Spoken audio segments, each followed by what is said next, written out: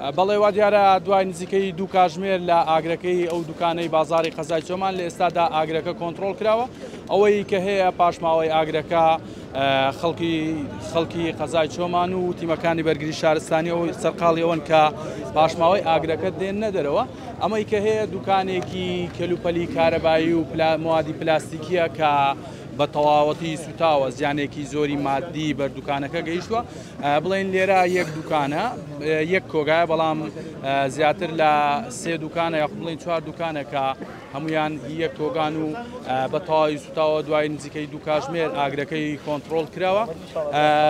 من هەوڵەدەم قسە لەگەڵ خاوەنی کۆگایەکە بکەم. مامۆستا ئامانج سڵاوتان لێبێ، ئینشەڵڵا خوای گەورە بە باشتر بۆتان قەرە بووکاتەوە. گەر بۆ مامۆستەکەی سەرەتای ڕووداوەکە خۆتان لێرە بوون، چۆن دروست بووە ئاگرا؟ ئەزیەت و کێشاورا زۆر بەخێر بێن. طبعاً ماڵە و ئیدی خوای گەورە ئەیدا و هەر خوای گەورەش ئەیبا، شکرانی خوایەکەین الحەمدوللا.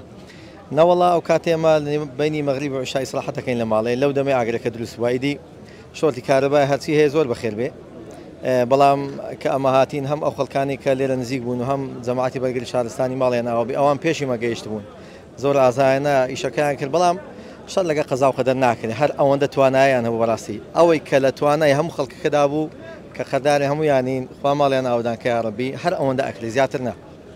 هۆکاری ئاگرەکە شۆرتی کارەبا ئەکرێ هە کارەبابی چکا لە لای پشتەوە ئاگرەکە هاتیە، پشتەوەشی دی قەپاتە، نە کەس ئەیگاتێ نە کەسیش لەوێ ئەتوانی هاتووی پێدا بکە. لەناو کۆگایەکە چ تێدا بۆ کەلوپەلانی ناو کۆگایەکە؟ مواد بیناسازیە، ئاوە کارەبایە، ئەشای گەشتیاریە، ئەشای زراعیە، ئیدی کۆمەڵە شتێکی دیکەشە. ئەوەی کە هەیە تەنها زیانی مادی هەبوو. سپاسی خوای گەورە ئەکەین کە بەڵێ لەوەی ئەلحەمدوللا هەندێک کەس لە کاتی ئاگرکوشانەوەکەی دەست و هەندێک شوێنە بریندار بووە، مەمنونیانی خوا پاداشیان بداتەوە. ئەگەناوەشی دی ئەلحەمدوللا سپاسی خوایەکەین کە هەموو خەڵک سەلامەت بوو. ئەمە ئەستا زیانەکانی بەچەند ئەخەم لێندرێن نزیکەی وەڵاهی بەدەقیق ناتوانین، بەڵام لەسەروی 15 دەفتەریە. ئەرێ وەڵڵا خوا سەلامەت کە مەمنون برا، زۆنگۆ زۆر بەخێر بێن. سەلامەت.